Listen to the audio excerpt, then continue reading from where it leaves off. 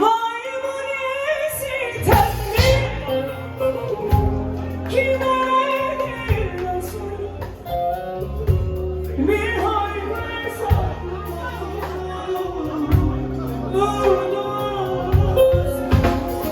Neden sesine ben muhtacım, kime küsüm bugün çalmasın sen. Neden sesine ben muhtacım,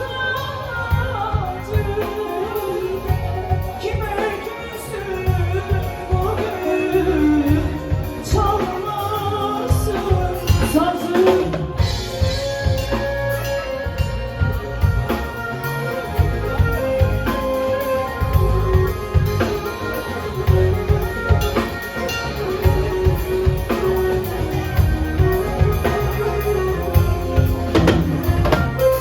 Muhabbet edecek dost bulamadım,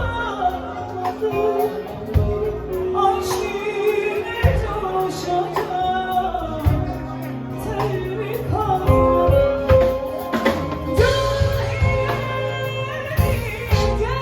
halim söz mü kalmadı?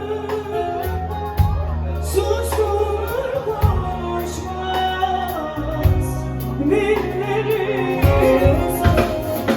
Cahilce söz mü kalmadı? Susur konuşmaz dillerim sana.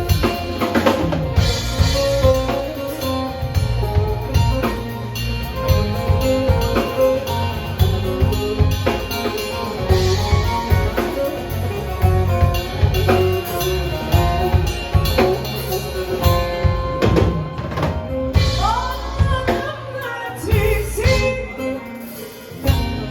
sen de ben gibi bakar gözler bilir neyler. Vicdanlar kurumuş ay susuşur gibi, yürek yaz gözler yaş yollar pusasın.